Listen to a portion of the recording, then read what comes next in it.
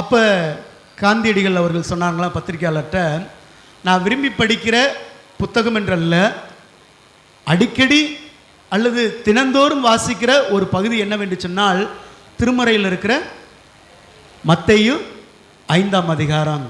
எப்பொழுதெல்லாம் எனக்குள்ள இந்த பிரிட்டிஷ்காரங்க கோபத்தை தூண்டுகிறார்களோ முதல் நாள் நைட்டு சொல்லிட்டு வருவாராம், நாளைக்கு மட்டும் இதே மாதிரி பிரச்சனை பண்ணாங்க அப்படின்னா நம்மளும் சுபாஷ் சந்திர போஸை போல எதிர்த்து சண்டை போடுவோம் அப்படின்லாம் சொல்லிட்டு வருவாராம். எல்லாரும் இவங்களும் பயங்கர ஆயத்தமாக இருப்பாங்களாம். காலையில் போய் பார்த்தா அவர் அந்த வேட்டியை கட்டி பேசாமல் போய் கீழே உட்காந்துக்குருவாராம். என்னங்க ஏன் நேற்று வேறு மாதிரி சொன்னீங்க, மறுபடியும் அடி வாங்க உட்காந்துட்டீங்க அப்படின்னு வாங்கலாம். இல்லை, இன்றைக்கி போய் நான் மத்தேயு 5 படிச்சுட்டு வந்தேன். அது சொன்னாராம், எப்பொழுதெல்லாம் எனக்குள்ளாக கோபம் அவர்களை குறித்த எரிச்சல் உருவாகிறதோ அப்பொழுதெல்லாம் இந்த மத்தேயு 5ஆம் அதிகாரத்தை படித்தேன் அப்படின்னா அகிம்சையை எனக்குள்ளே வளர்த்து கொள்வேன். அதற்கு ஏற்றது தான் இந்த மத்தேயு 5ஆம் அதிகாரம்.